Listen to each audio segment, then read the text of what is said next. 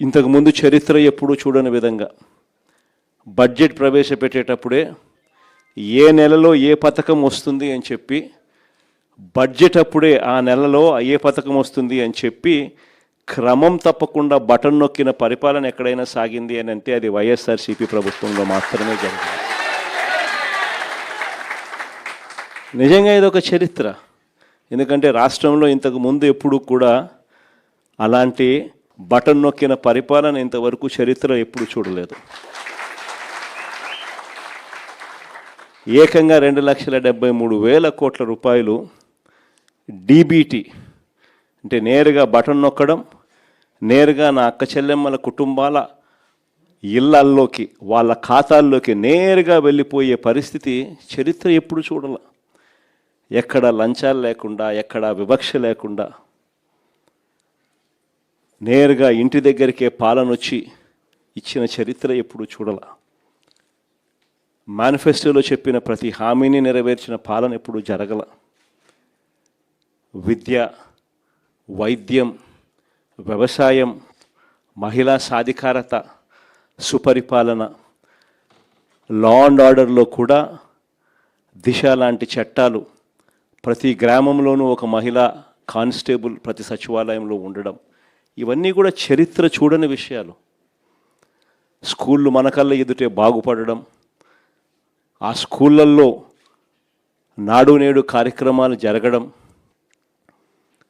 English medium government స్కూళ్ళలోకి రావడం, 3వ తరగతి నుంచే టోఫుల్ ఒక పీరియడ్గా పిల్లలకు ఇంగ్లీష్లో తర్ఫీదిస్తూ చేర్చడం, 6వ తరగతి నుంచి క్లాస్ రూమ్లన్నీ డిజిటలైజ్ కావడం, ప్రతి టెక్స్ట్ బుక్ ఒక పేజీ తెలుగు ఉంటే మరో page English, bilingual text books రావడం, గోరుముద్ద అనే ఒక గొప్ప పథకంతో పిల్లలు ఏం తింటున్నారు అని సమీక్ష చేసే ముఖ్యమంత్రి అనేవాడు బహుశా ఎప్పుడు చరిత్రలో ఎప్పుడు కూడా చూస్తుంటారు. 8వ తరగతికి వచ్చేసరికి పిల్లల చేతుల్లో ట్యాబులు చరిత్రలో ఎప్పుడు కూడా ఇంతకు ముందెవడు చూసిండరు. ఆ రకంగా విద్యారంగాన్ని విప్లవాత్మక దిశగా మార్పులు వేస్తూ ఇంగ్లీష్ మీడియం సిబిఎస్ఈయే కాదు, ఏకంగా ఐబీ సిలబస్, ఐబీ వాళ్ళని తీసుకొని వచ్చి మన రాష్ట్ర ప్రభుత్వంతో పనిచేయిస్తూ ప్రతి సంవత్సరం ఒక క్లాస్ యాడ్ చేసేట్టుగా 2025 మొదటి class, 2026 second class, 2027 third class, ఇలా పెంచుకుంటూ 2035 ఐబీ సిలబస్ ఏకంగా మన రాష్ట్ర పిల్లలు 10th క్లాస్ ఎగ్జామ్ 2035లో రాసేట్టుగా అడుగులు పడ్డ పరిస్థితి కూడా ఇంతకు ముందు ఎప్పుడైనా జరిగింది అని అంటే అదొక వైఎస్ఆర్సీపీ ప్రభుత్వ హయాంలో. ఇవన్నీ ఎప్పుడు చరిత్రలో ఎప్పుడు చూడని మార్పులు. విద్యారంగం అయితేనేమి, వైద్య రంగం అయితేనేమి, ఆరోగ్యశ్రీ ప్రొసీజర్లను మనం రాకమునుపు 1000 ప్రొసీజర్లు కూడా సరిగ్గా లేవు. మనం వచ్చిన తర్వాత ఆరోగ్యశ్రీ పరిధిని 3,300 ప్రొసీజర్లకు తీసుకొని పోయినాం. మనం వచ్చిన తర్వాత ఆరోగ్యశ్రీ లిమిట్ను 25 లక్షల దాకా పేదలకు ఉచిత వైద్యం అందించే విధంగా లిమిట్స్ని పెంచినాం. మనం వచ్చిన తర్వాత 17 మెడికల్ కాలేజీలు గవర్నమెంట్ రంగంలో కట్టడానికి వేగంగా అడుగులు పడ్డ పరిస్థితులు. మనం వచ్చిన తర్వాత నాడు నేడు కార్యక్రమంతో గవర్నమెంట్ హాస్పిటల్ రూపురేఖలు మారిన పరిస్థితులు కూడా మన హయాంలోనే. మనం వచ్చిన తర్వాతనే మొట్టమొదటిసారిగా గ్రామాలలో విలేజ్ క్లినిక్ అన్నది దర్శనమిచ్చింది కూడా మనం వచ్చిన తర్వాతనే. మనం వచ్చిన తర్వాతనే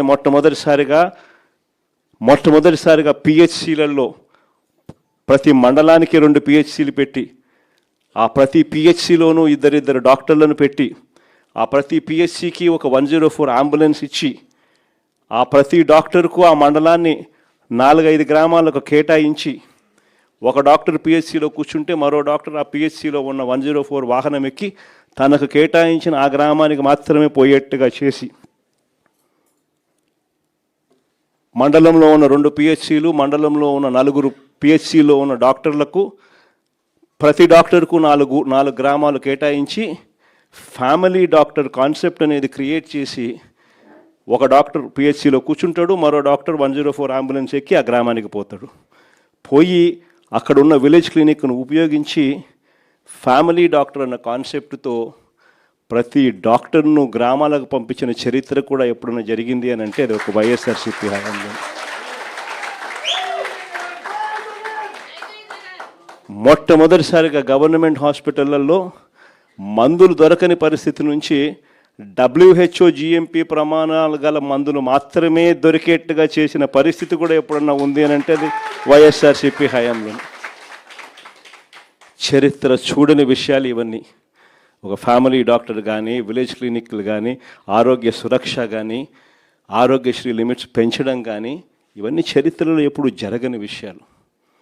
మొట్టమొదటిసారిగా గ్రామాలలోనే ఆర్బీకే, గ్రామాలలోనే సచివాలయాలు, ఆ ఆర్బీకే పరిధిలో ప్రతి ఎకరా, ఆ గ్రామంలో ఉన్న ప్రతి ఎకరా ఈ క్రాప్, ఆ గ్రామంలోనే ఆ ఆర్బీకేలోనే అగ్రికల్చరల్ గ్రాడ్యుయేట్, అగ్రికల్చర్ అసిస్టెంట్గా రైతును చేయి పట్టుకుని నడిపించేందుకు ఆ ఆర్బీకేలో కూర్చోవడం, ఆ గ్రామంలో వేసిన ప్రతి పంటలకు ఒక ఆర్బీకేలో బోర్డు పెట్టి గిట్టుబాటు ధరలు ఇవి అని చెప్పి ఆ బోర్డు మీద మినిమం గిట్టుబాటు ధరలు అని చెప్పి బోర్డు పెట్టి రాయించడం. ఎక్కడైనా గిట్టుబాటు ధర రాకపోతే ఆ గ్రామంలో వెంటనే ఆర్బీకే అసిస్టెంటు సీఎం యాప్ ద్వారా, అంటే continuous monitoring of agricultural price and procurement, CM యాప్ను యాక్టివేట్ చేస్తే జాయింట్ కలెక్టర్,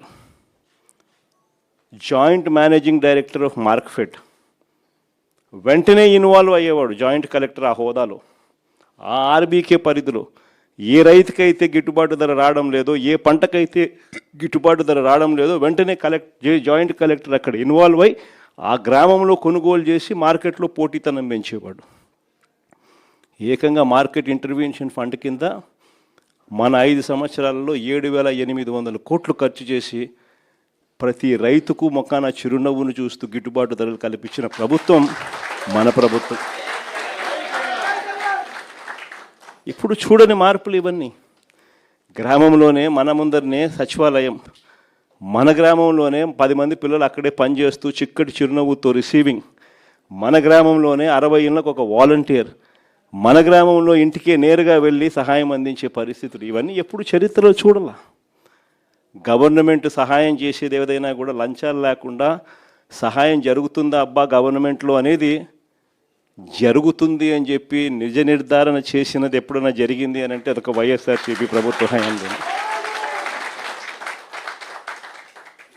మన 5 ఏళ్ల పాలన ఆ మాదిరిగా జరిగితే చంద్రబాబు నాయుడు గారు ఏమన్నాడు ఎలక్షన్లప్పుడు, జగన్ ఇచ్చేదానికన్నా 3 ఇంతలు ఎక్కువ.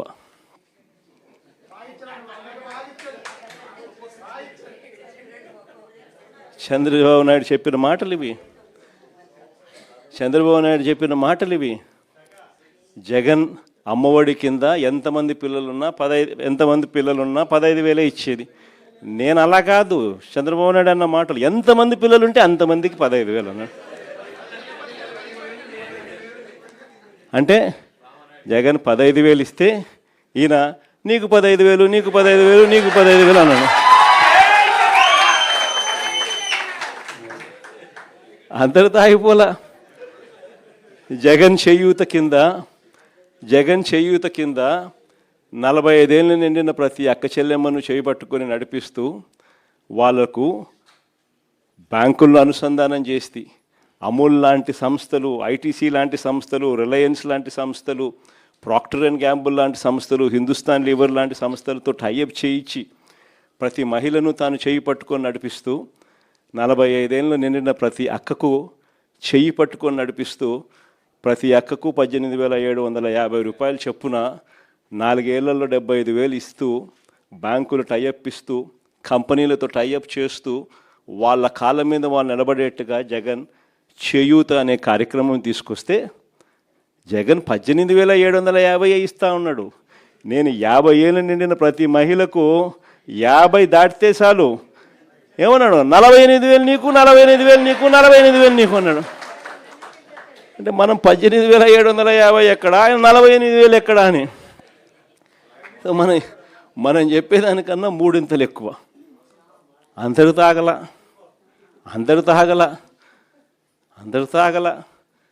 18 ఏళ్ళు నిండిన ఏ మహిళకైనా కూడా 18 ఏళ్ళు నిండిన ఏ మహిళకైనా కూడా ఏమన్నాడు?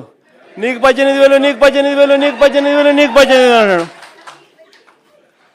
అంటే నెల 1,500 రూపాయలు. నీకు 18,000, నీకు 18,000, నీకు 18, ఆడబిడ్డ నిధి అంట అని ఇంకో పత్తు. కండువా వేసుకొని ఎవరైనా రైతు వచ్చినాడంటే చాలు ఏమన్నాడు? జగన్ ఇచ్చేదంతా కలిపినా కూడా 13,500 కదా, నేను 26,000 ఇస్తాను అన్నాడు. ఇలా ప్రతిదీ కూడా ఏమన్నాడు? మనం చెప్పేదానికన్నా మళ్ళీ ఎవరైనా పిల్లలు కనపడితే ఏమన్నాడు? నీకు 36,000, నీకు 36,000, నీకు 36,000 నిరుద్యోగ భృతి అంటాడు. మనం ఏదైతే చేస్తూ ఉన్నామో దానికి ఏమన్నాడు? జగన్ ఇచ్చేటివన్నీ కాక ఇవన్నీ నేను ఇస్తానని చెప్పన్నాడు ఎన్నికలప్పుడు అని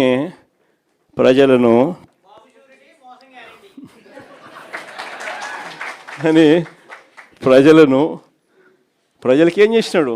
ఇంటింటికి పంపించినాడు. తనను, తన కార్యకర్తలను, తన ఎమ్మెల్యే క్యాండిడేట్లను, తాను మనుషులను ఏమని పంపించినాడు? తాను తన ఫోటో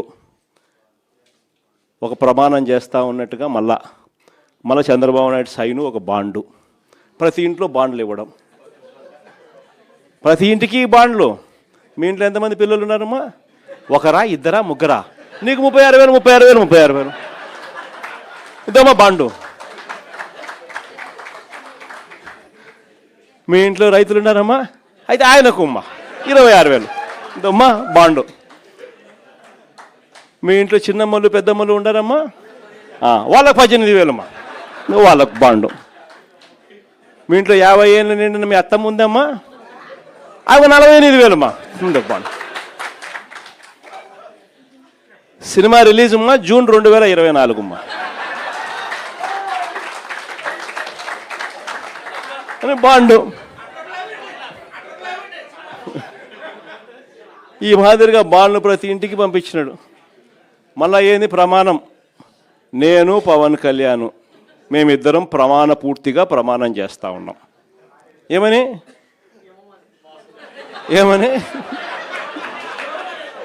అని ఇద్దరు సంతకాలు, మళ్ళా ఇద్దరు సంతకాలు బాండ్ల మీద. ఏమని? జూన్ 2024 మా సినిమా రిలీజ్ అవుతుంది, మీ అందరికీ మీ ఇంటికాడికి ఇవన్నీ బాండ్లో చెప్పినవన్నీ మీకు పంపిస్తూ ఉన్నాను అని బాండ్లు ఇచ్చి మేనిఫెస్టో కాపీ పెట్టి ప్రతి ఇంటికి పంపించి జగన్ చేసేటివన్నీ కాక ఇవన్నీ మేము ఎక్స్ట్రా చేస్తామమ్మా, మేము సూపర్ 6, సూపర్ 7లు చెప్తా ఉన్నామమ్మా అని ఇవన్నీ చెప్పుకొచ్చినారు. ఈరోజు అందుకనే ప్రతి ఇంట్లో కూడా చర్చ జరుగుతూ ఉంది. ఆ రోజు 5 సంవత్సరాల మన పరిపాలన, మాట ఇస్తే మడిమ తిప్పని మన పరిపాలన గురించి చర్చ జరుగుతూ ఉంది.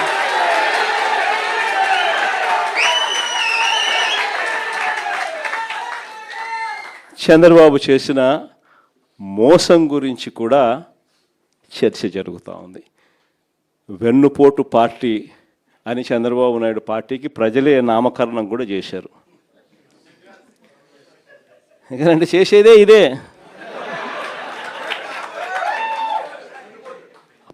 ఎన్టీ రామారావు అయినా సరే, ప్రజలైనా సరే చేసేదే ఇదే.